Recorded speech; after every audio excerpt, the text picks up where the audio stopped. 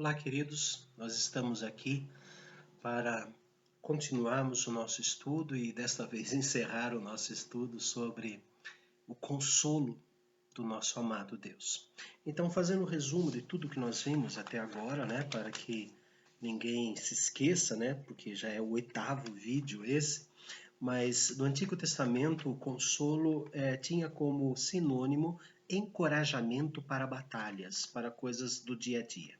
O texto de Isaías 57 é o mais próximo ao consolo sentimental, porque existia apenas o consolo físico para batalhas, o encorajamento. Mas aparece em Isaías 57 que Deus mostra a sua ira, mostra o seu castigo e depois mostra a cura e o conforto. E também em Jeremias 42:10 é o texto mais próximo a um consolo sentimental. Deus vai falando na alma. Só que quando nós vemos esse texto, fala dele mesmo. Deus consolando o seu próprio coração. E a palavra usada ali, Deus está arrependido, É uma tradução assim, tanto quanto equivocada, quando deveria assim, Deus está consolado. Deus se consolou, Deus lamentou o fato de ter pesado a mão sobre o seu povo, mas o quanto ele pesou a mão já lhe deu consolo, já lhe satisfez aquele momento de correção, então ele para. Então, não que Jeremias tivesse mentido, não que os tradutores da Bíblia tivessem mentido, mas é que Deus permitiu esse uso da linguagem humana, porque a história estava indo de um jeito e mudou. Ah, então se arrependeu. Não, ele já esteve satisfeito, ele se consolou com a correção que deu ao Senhor. Depois vimos que no Novo Testamento é usado como exortar, consolar, encorajar, dar comodidade, pedir alguma coisa, também é usado nesse sentido, quando eu peço as bênçãos de Deus, eu estou confiando nele e eu tenho esse consolo. Ou quando nós pedimos alguma coisa a alguém. Ah, alguém se sente tão pequenininho. Oh, você pode me ajudar aqui? Poxa, eu vou ajudar o pastor. Então isso aumenta a autoestima. Isso também existe no Novo Testamento. E vimos assim também que significa advertir, admoestar, instruir, quando somos instruídos por Deus, quando somos repreendidos por Deus, quando somos censurados sem penalidade. É quando Deus nos desaprova, mas não nos dá a penalidade. Não deveria ter feito isso, vou fazer junto com você, mostrando como é que é. Então junta essas duas palavras, notétel e epitimao, que quer dizer juntar. Repreendeu, mas está ali ajudando, não teve penalidades. Depois fala de dois atos, duas palavras, copto e lipel, que mostra assim, penitência, a pessoa bate no peito. Quando Jesus estava crucificado, as mulheres batiam no peito, chorando, E muitos acabavam até mesmo cometendo violência contra o próprio corpo. Parece que isso traz consolo. As penitências da Idade Média, quando a Igreja Católica resolveu usar isso. Mas tem muitas pessoas que batem em si mesmo quando estão arrependidos, como se isso trouxesse um certo consolo. Quando isso ultrapassa o limite de uma histeria, ultrapassa o limite, isso é patológico, tem que se procurar psicólogo, psiquiatra, se for o caso, com medicação, porque Deus não quer esse tipo de consolo. Deus nos oferece outro tipo de consolo. A fonte de consolo é a Trindade, Pai, Filho e Espírito Santo. O consolo foi prometido para nós na pessoa de Cristo e do Espírito Santo também. O consolo é abrangente, o consolo é forte, o consolo é eterno, o consolo é o motivo do nosso louvor. Nós conseguimos o consolo de Deus através da palavra de Deus, na leitura da palavra, na exposição da palavra, no cantar a palavra de Deus, desde que seja genuinamente a palavra de Deus. Para quem é o consolo? É para os que lamentam os seus pecados, para os que estão mentalmente perturbados por causa dos pecados ou por terceiros, ação de terceiras pessoas, né, de outras pessoas, aqueles que estão abandonados pelos seus amigos. Ontem nós vimos aqueles que são perseguidos, aos pobres e aos enfermos. Aos que são perseguidos, nós vimos o texto de Deuteronômio em que Deus nos carrega, expulsa os inimigos e fala, vai lá, assume, é seu. Os pobres, quando Deus desperta na igreja o interesse pelo seu irmão carente, não espera que ele peça, antecipa a sua necessidade. E também os enfermos, ele afofa os nossos leitos. O consolo de Deus nem sempre se manifesta através da cura física, mas se manifesta na alma. Ainda que meu corpo e meu coração desfalecem, Deus é a minha herança para sempre. E hoje nós vamos encerrar, né, o nosso trabalho aqui com as duas últimas situações em que Deus nos traz o consolo. A sétima situação, então, né, a primeira foi lamentar os pecados, a segunda, perturbados mentalmente, a terceira, abandonados pelos amigos, a quarta, quando somos perseguidos, a quinta, quando estamos pobres, e a sexta, quando estamos enfermos. A sétima é quando somos tentados. Romanos capítulo 16, versículo 20. Romanos 16, versículo 20. E o Deus da paz em breve esmagará debaixo de vossos pés a Satanás.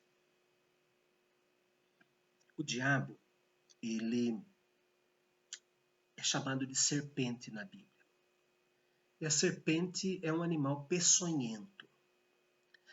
De acordo com Gênesis 3,15, a promessa que Deus dá a Eva é que o descendente dela esmagaria a cabeça da serpente. Isso aconteceu na cruz do Calvário. Jesus destruiu aquele que tinha o poder da morte. Isso nós vemos em Hebreus 2, isso vemos em Colossenses 2. Ele destruiu. Mas ainda continua a peçonha. O inimigo continua nos tentando. Vamos simbolizar um pouco mais, como se fosse uma cascavel sem cabeça. Ela tem um guizo. O guizo ainda continua mexendo. Se o guizo bater na nossa perna, pode nos ferir, pode nos dar complicações na ferida, mas não mata, porque o veneno estava na cabeça. Então, quando ele usa essa figura da serpente, ele está falando que em breve esmagará debaixo de vossos pés a Satanás. Ele vai acabar com a peçonha. Isso traz conforto para nós. Primeira carta aos Coríntios, capítulo 10, versículo de número 13. Não vos sobreveio tentação que não fosse humana, mas Deus é fiel e não permitirá que sejais tentados além das vossas forças.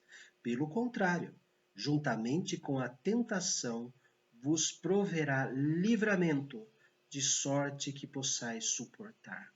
É o consolo. Consolo na tentação. Por mais que essa tentação venha, ela não virá acima da nossa capacidade.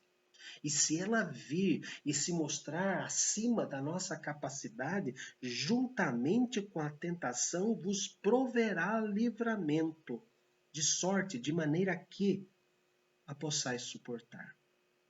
Lindo esse texto. Segunda carta aos Coríntios, capítulo 12, versículo 9. Segunda carta aos Coríntios 12, 9, quando Paulo ele está falando do espinho na carne. Vou ler desde o 7. E para que não me ensoberbecesse, não ficasse soberbo, eu sou bom, eu sou Paulo, com a graça das revelações, foi-me posto um espinho na carne, mensageiro de Satanás, para me esbofetear, a fim de que não me exalte. Por causa disso, 3 vezes pedi ao Senhor que o afastasse de mim. Então ele, o Senhor, me disse: A minha graça te basta, porque o poder se aperfeiçoa na fraqueza. De boa vontade, pois, mais me gloriarei nas fraquezas, para que sobre mim repouse, no verbo habitar, repousar, entrar no quarto para dormir, o poder de Cristo. Pelo que sinto prazer nas fraquezas, nas injúrias, nas necessidades, nas perseguições, nas angústias por amor de Cristo, porque quando sou fraco, então é que sou forte. Ele me fortalece em toda e qualquer situação. Tiago, capítulo 1, versículo 12. Tiago 1, 12. Bem-aventurado o homem que suporta com perseverança a provação, porque depois de ter sido aprovado, receberá a coroa da vida, a qual o Senhor prometeu aos que o amam. Não que as provações e a nossa perseverança vá comprar a coroa da vida, mas nós suportamos com perseverança as provações, porque Deus já nos prometeu dar a coroa da vida. É o que o texto está escrito, leia lá com calma. Deus já nos prometeu dar a coroa da vida. Então eu enfrento as provações com perseverança, porque ela é minha. Eu estou indo lá buscar. Quando eu morrer, ele me entrega. Ainda em Tiago, capítulo 4, versículo de número capítulo 4, versículo de número 7. Sujeitai-vos, portanto, a Deus, mas resisti ao diabo, e ele fugirá de vós. Quando nós caímos é porque não resistimos. Nós colaboramos. Tiago ainda diz no seu capítulo 1 o seguinte: ninguém ao ser versículo 1, capítulo 1, versículo 3, a partir do 13, ninguém ao ser tentado diga, sou tentado por Deus, porque Deus não pode ser tentado pelo mal, e ele mesmo a ninguém tenta. Ao contrário, cada um é tentado pela própria cobiça, não é o diabo, pela própria cobiça, quando esta o atrai e seduz. Aí começou o diabo.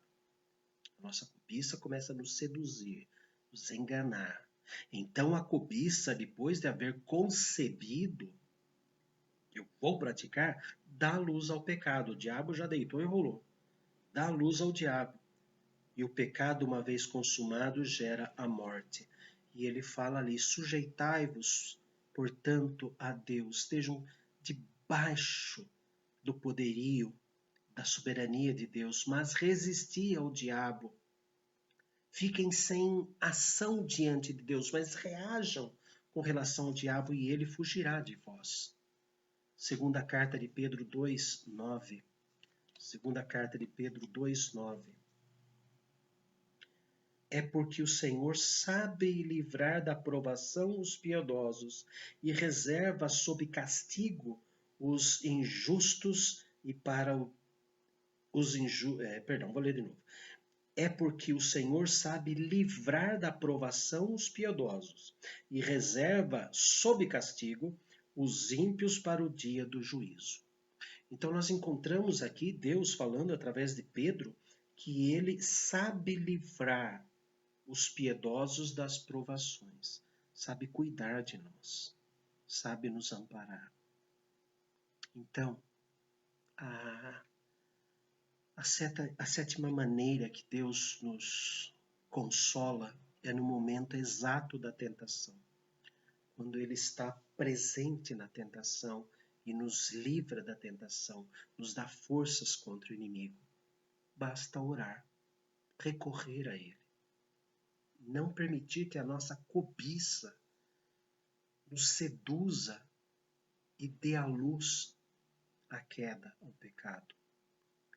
Por último, queridos, Apocalipse capítulo 7. Apocalipse 7, 14 a 19. O consolo de Deus vem a nós em face à morte. Quando a morte está chegando para nós, quando nós sabemos que vamos morrer, ali está o consolo de Deus. Apocalipse 7, a partir do versículo 14. Ele está falando da visão do trono, existe uma multidão, né, que ninguém pode enumerar, de todas as nações, tribos, povos, línguas, estão em pé diante do trono e diante do Cordeiro, clamando ao nosso Deus que se assenta no trono, enfim, aquele louvor que está acontecendo ali, né? Versículo 13, então um dos anciãos, um dos seres celestiais, quem são esses de vestiduras brancas? Essa multidão, de quem é? Daí vem o consolo para nós. Versículo 14, respondi-lhe, Senhor, tu sabes. Então ele me disse, são estes, os que vêm de grande tribulação, lavaram suas vestiduras e as alvejaram no sangue do Cordeiro. Razão porque se acham diante do trono de Deus e o servem de dia e de noite no seu santuário.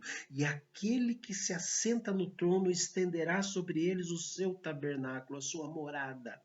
Jamais terão fome, nunca mais terão sede, não cairá sobre eles o sol, nem ardor algum. Pois o Cordeiro que se encontra no meio do trono os apacentará e os guiará para as fontes da água da vida, e Deus lhes enxugará dos olhos toda lágrima. Queridos, no momento da morte, é o momento do consolo de Deus para nós. Nós que lavamos as nossas almas no sangue do Cordeiro, aquele que realmente nasceu de novo, não tem medo da morte, não tem medo dessa passagem, de sair desta terra e entrar para desfrutar a eternidade. Deus nos prometeu a vida eterna. E aqui nós vivemos na promessa que Deus vai nos dar a vida eterna. E vivemos agradecendo esta promessa. Mas é logo após a nossa morte que nós entraremos diante do trono. E que vamos ver Cristo face a face. Então a morte para o cristão não é o fim de tudo, é o início da eternidade. A eternidade tem um início para nós, que é quando nossa carne morre. Desde que a nossa alma esteja lavada e alvejada no sangue do Cordeiro, é claro. Capítulo 14, versículo 13 do Apocalipse ainda diz assim, então ouvi uma voz no céu dizendo, escreve, felizes, bem-aventurados os mortos que desde agora morrem no Senhor. Sim, diz o Espírito, sim, é verdade. Para que descansem das suas fadigas, pois as suas obras os acompanham. Amados, no momento da morte do cristão, Deus derrama o seu consolo a este cristão. Eu já contei a experiência de que vi um cristão morrendo.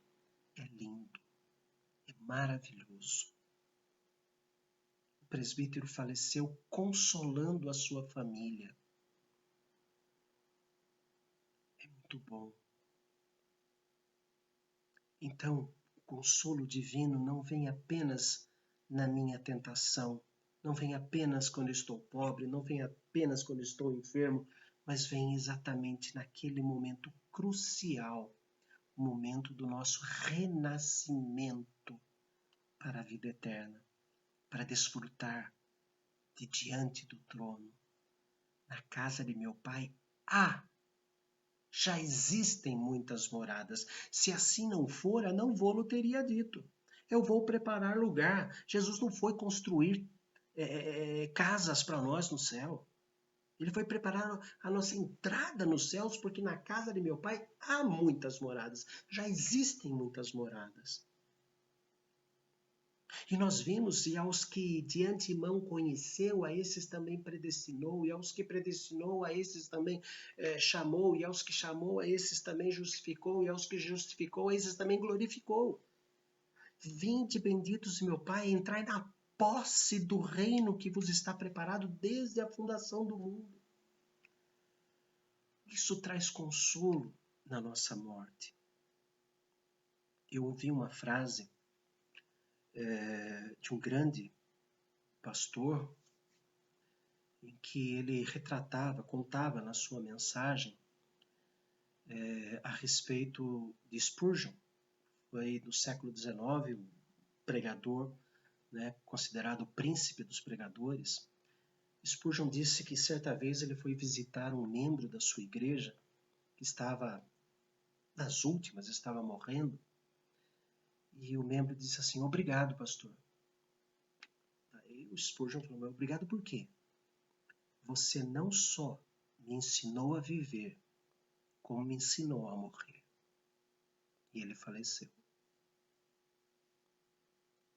Do presbítero lá na cidade de Castro, eu ouvi aquele homem dizendo para sua família: não chore, estou indo para o lugar que eu sempre falei que existe. Ano passado, um presbítero meu, na outra igreja onde eu estava pastoreando, ele terminou seus dias de 75 anos de casado. Ele terminou dizendo assim: bondade e misericórdia certamente me seguirão todos os dias da minha vida e habitarei na casa do Senhor para todo sempre. E foi para o céu. O consolo de Deus se manifesta em todos os momentos. Que nós possamos, como esses grandes homens de Deus, no momento da nossa passagem, da nossa saída desta terra para a eternidade diante do trono, possamos consolar aqueles que ficam. Que a cada momento que eles se lembrarem de nós, da nossa morte, eles sejam consolados. O Pai amado, nos dê dignidade de vida. Nos dê, Senhor, consolo para consolarmos. Que nós não guardemos para nós mesmos os consolos que recebemos de Ti, mas que transbordemos, que inundemos este mundo com o Teu consolo, Senhor. Nos prepara, Senhor, não apenas para viver, mas nos prepara, Senhor, para morrer. Que a Tua graça e misericórdia esteja sobre cada um de nós, hoje e para todo sempre. Amém. Deus cuide ricamente de cada um de vocês, irmãos. E compartilhem, transbordem o consolo amado do nosso Deus. Deus abençoe.